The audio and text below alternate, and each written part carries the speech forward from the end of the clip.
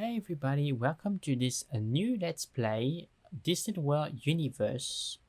And in this Let's Play, we're gonna do something very different. So, in the previous Let's Play, we were playing the Borgs, and our purpose as the Borg was assimilating all other species or exterminating them if they didn't comply or if we didn't seem them worthy.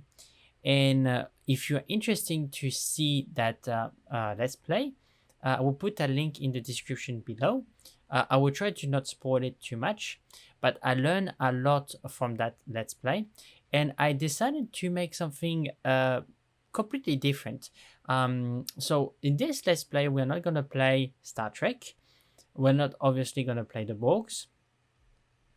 And what I was interested to do is try to explore other facets or other areas of the game that I'm not necessarily used to. Generally, in my plays of Disney World Universe, I'm more military, constructing fleets, destroying targets and objectives. But in this Let's Play, what we're gonna do is we're gonna more focus on diplomacy and intrigue, meaning we're gonna play with victory conditions, and we're gonna select a race that the victory condition is going to involve diplomacy, making allies, trading, developing tourism, which are aspects of the game that I'm not used to, and I would like to get more familiarized with that aspect of the game. And I also thought that it was something a little bit different than what I played previously. And yeah, so let's get started.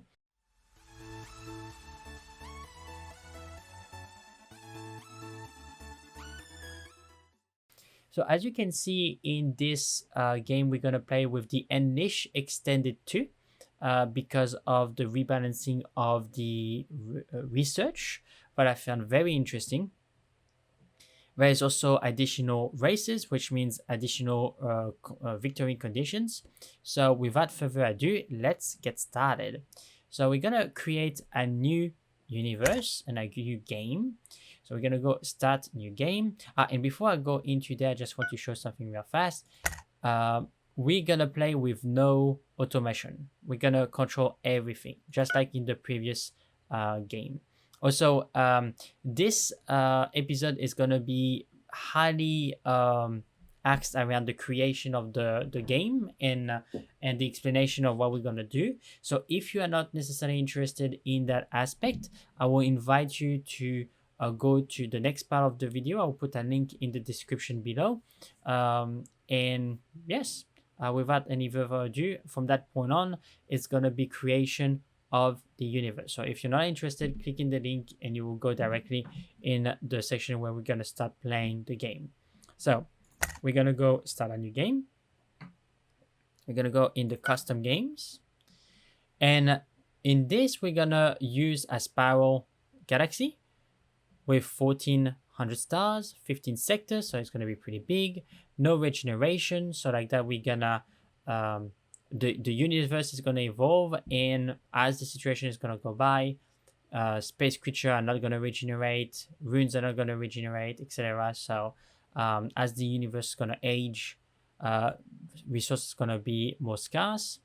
Extension, we're going to be in pre-warp, aggression, unstable, difficulty extreme. And we're going to keep this unticked difficulty scale as player near victory, because we're going to play with the victory condition, which means if we play with the victory condition and we put this on, the victory is going to be, the game is going to be harder and harder as we're going to get to the victory condition. And we're already going to play in extreme, so I don't necessarily feel the necessity to make it harder, because last time I played in extreme and it was hard enough. Research cost is going to be normal. Space creatures is going to be many. Parrots we're going to put in normal, because in the previous game I felt that the parrots were a little bit too many. Parrot strength normal, and if they get destroyed, they're not going to respawn. So the colonization aspect we're going to have in plentiful, alien life plentiful, colony influence range is going to be 106%. And the limitation of the colonization range is going to be 2.20 sectors. I just want to do that to make sure that we are not going to have other empires that can extend like 4, 5, or 6 sectors away, taking colonies that we would be interested in. People will be only able to colonize planets that are near their sphere of influence and near their sectors, which is going to help the game develop a little bit more progressively and nicely. So let's continue. So the race where we're going to play is going to be the Securans. And the reason why I'm taking that race is because they are very heavily axed around diplomacy, trade, agreements, which is the opposite of the Borgs. So in the Borgs, we were trying to force the other races by assimilating them or exterminating them to join the collective. But in this Let's Play, we're going to try to entice people to join us via diplomacy, words, and we are going to try to make friends and influence people. That being said, if we have people that are being a little bit aggressive, or that there is an objective that we want and we cannot get it with a diplomatical channels, then we will also be able to use our spies. That's where it comes diplomacy or intrigue. So let's have a look at the Securans a little bit further. So the Securans are a humanoid race born in a desert planet, which means that we're going to have bonuses if we colonize desert worlds. Reproduction rates 27%, which is pretty good. They are generally very passive, quite reckless, quite friendly, slightly intelligent, and very dependable, which will explain why they want so many agreements and defense pacts and free trading, etc. etc. Bonuses. They are natural optimists. They have a plus 50% bonus on happiness, which is going to be handy for us to fulfill our victory condition. The resource bonus, so we're going to need Wiconium, which I think is a luxury resource, which is going to give plus 5 bonus and happiness for all colony that have access to that resource. The Nataran Incense will give a plus 5% increase in the population growth rate for all colonization that have access to this resource. So they both are luxury resources. And Ozalia is plus 5% bonus for all colony with access to this resource. So this is a strategic resource. So we're going to need to secure those resources as soon as possible. Now, let's have a look at the race victory condition, because that's going to be extremely important for this Let's Play. So the first victory condition is going to be 25% have the most resource base in the galaxy. So we're going to need to construct a lot of resource base in this Let's Play. Second, for 25%, we need to make a free trade agreements, mutual pact defense, and protectorates with 50% or more of all the empires in the galaxy. For another 25%, earn the most tourist income in the galaxy. So that's going to be facilitated if we construct resource base in good scenery points, which entails that we may going to have to construct resource base in the territory of others. That's why it's going to be very convenient if we have free trade agreements, mutual pact defense, because then people will be less angry if we construct resource base in their territories. And for another 25%, have the happiest population in the galaxy. And in this Let's Play, we're going to play at 100%. So to win the game, we're going to need to fulfill all those victory conditions. Until we have fulfilled all those victory conditions, we will not be able to win the game. And that's going to be the same for the other races. The other races are going to need to fulfill the victory condition, the race victory condition, to 100%. Colony. So researching colonization of continental planets costs 50% less than the normal cost. Ocean planets is going to be 2 times more. Desert planets 75% more. So we really are incentivized to colonize desert planets and continental planets. Ice planet is normal cost, and volcanic is going to be 3 times the cost. For the construction speed, we're going to have a bonus in desert planets. We have a plus 33% in construction speed, but in ocean worlds, it's going to be minus 33%, and volcanic minus 50%. So we do not want to colonize, or it would be better to avoid to colonize ocean worlds and volcanic worlds, because they are not going to be very good for us. Characters.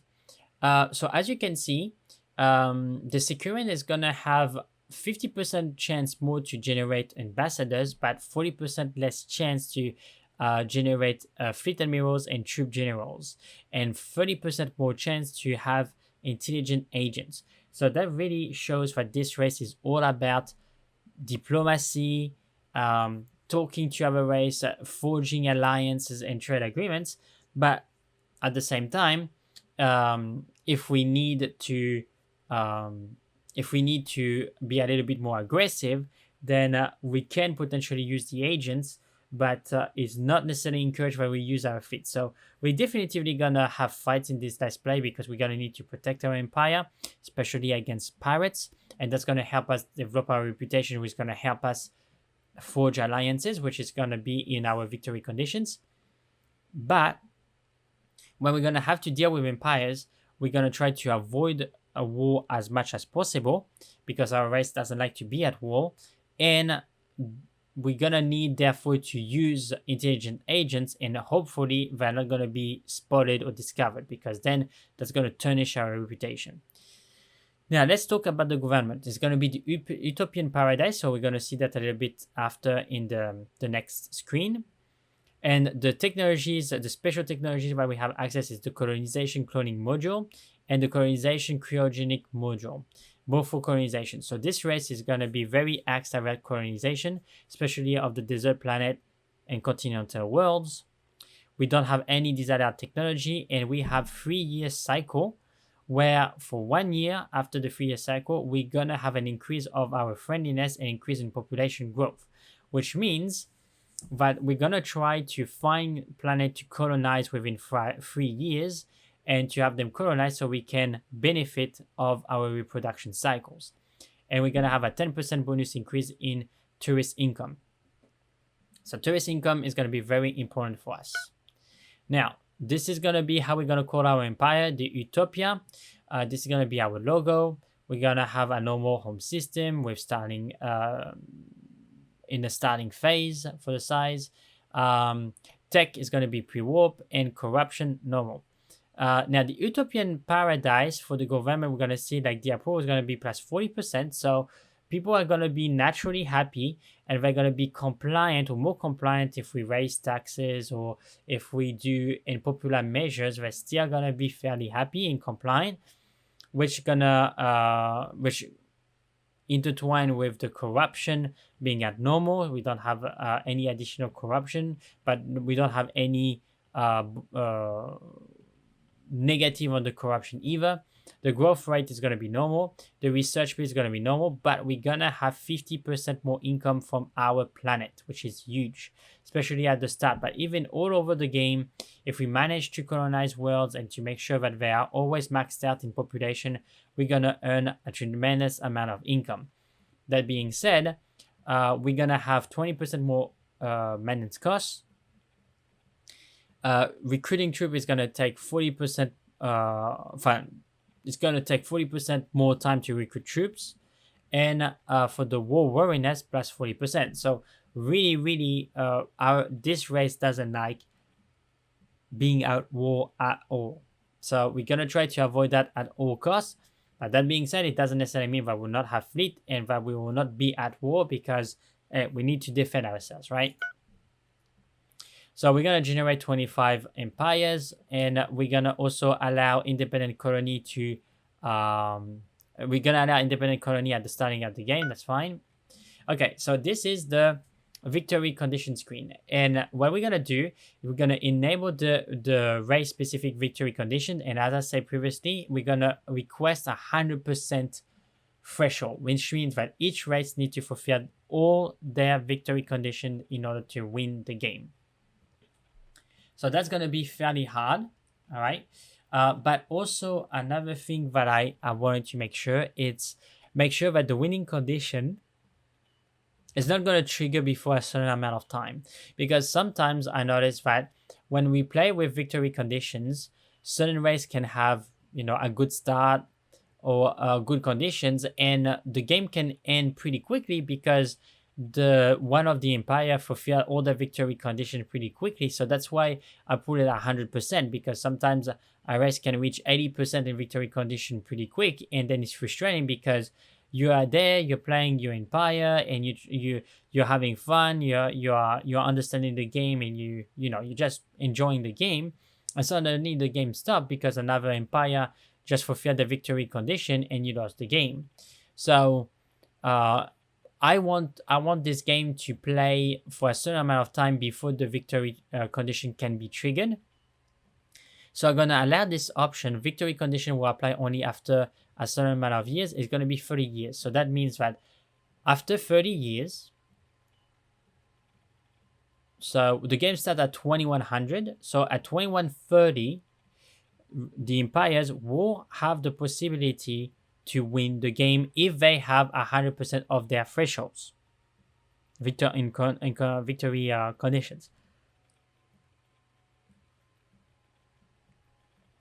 If it's not the case, then they will not win the game.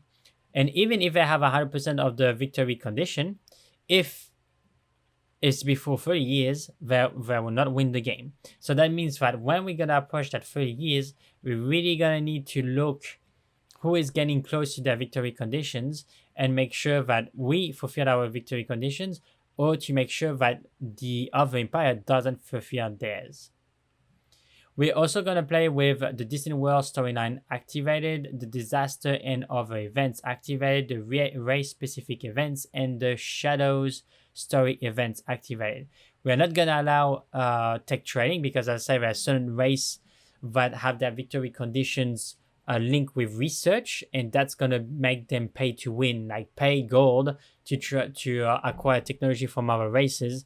And yeah, I'm not going to allow that. And generally, I don't allow this option in game because I found it like a little bit exploiting the game, but that's me.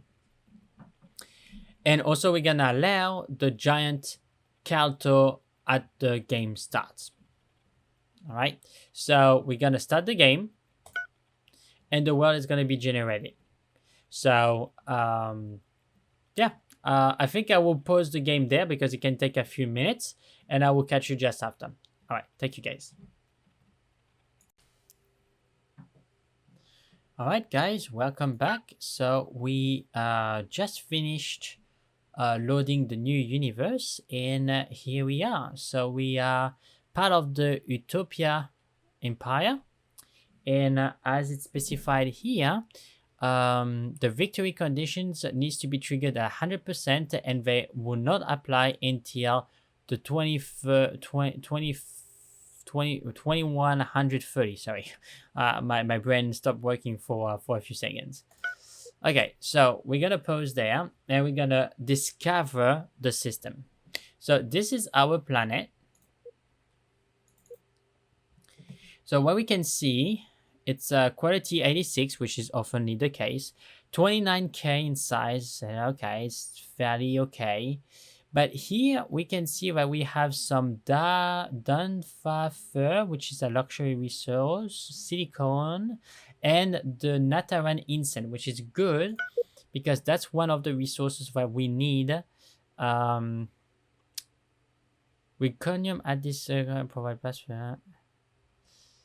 the Nataran incense, which is what we have here. Nataran incense, very rare. Will provide us plus 5% population growth rate, which is pretty good. All right, so let's continue. So the colony generates 31k revenue, and we have 15k in tax, which is too high in my opinion. I want this number going super fast because I want to be kept, the population to be kept as soon as possible. But let's look at our leaders, or our characters, I should say. So we have Pet, Zenaria. So I don't like Pet or Pete. I gotta call her Nefera. Nefera. Why not? Nope, nope. Here you go. Nefira is an Arya, but Nefira. Now, she's pretty good, actually. She's a diplomat, so she have +10 in diplomacy. And she's an expansionist, so she give a +10% in high-tech research and +10% in colony construction speed. She also provide a bonus in population growth, colony happiness. So she's a very good leader. I'm very happy. We are pretty lucky here. Unfortunately, we don't have leaders are not always as good as that. So that's a pretty good start for now. We have a diplomat that we cannot use at the moment because we didn't discover any other races. And we have an intelligent agent that we're going to immediately put at counter-espionage.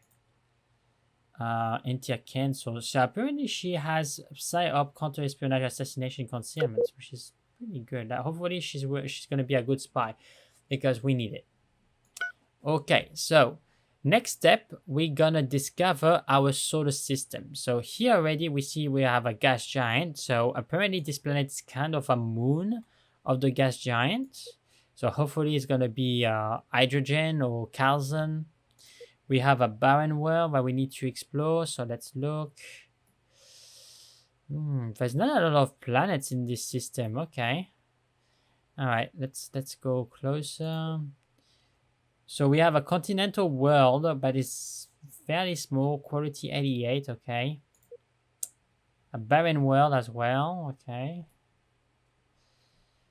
We have another gas giant there with energy research. Okay. All right. I would have for this race. I would have preferred high tech, but energy is good. We need the energy as well, so we take it. This is a light cruiser that has been damaged. Oh yes, my goodness, guys, look at this. Scenery plus 34% from the ancient monolith of Kirelea. So I don't know if I'm saying it right, but yeah, I say Kirelea. So that's pretty good. So if we construct a resort base, 34% is pretty good. It's very, very good. Barren world. What else do we have? Do we have anything else? Yeah, no, it doesn't look like it. Is there any asteroid belts or I think there's something here. Yeah, there's some asteroid belts with slugs here. Okay. Yeah, but it's not a solar system with a lot of planets apparently, unless I missed something, but I don't think so. So, yeah, we're gonna have to deal with it. And so we have another planet that we can colonize, which is this continental planet. But to be quite frank, it's a small world. That being said, I still think it's worth colonizing it because it's now a solar system. It will be easy to defend. It will help increase our population. So, yeah. Okay. Well, I'm just wondering. I think I'm going to pause the video here. I'm going to wrap it up. And we're going to catch up at the next video where we're going to really start playing the game. So this video was more introduction about the world, the concept, and what we're going to play in this Let's Play and what we are aiming for. And in the next episode, we're really going to dig into the game. But just as I signed up before I wrap up the video, I just wanted to say that I really enjoyed doing the Borg Let's Play. I had a lot of fun. And that's why I want to do more content for Distant World Universe because it's a wonderful, wonderful, wonderful game.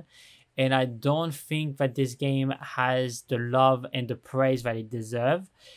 So I just want to bring a little bit of contribution showing how amazing this game is and also showing that this game can be played in many different ways. It's not just about battles. You can play also diplomatically. You can play more with spies or research or commerce. So there's so many aspects in this game.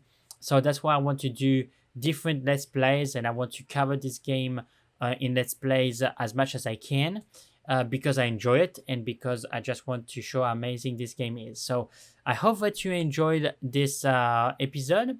If you did, please leave a like and subscribe. That will really help the channel.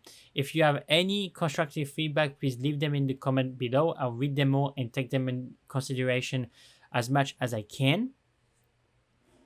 And if you have good names for characters, for planets, for stars, for ships, for starbase, for anything, put them as well in the comment section below, and I will do my best to integrate them in the game. So thank you very much for watching this video, and I will see you in the next episode. Take care.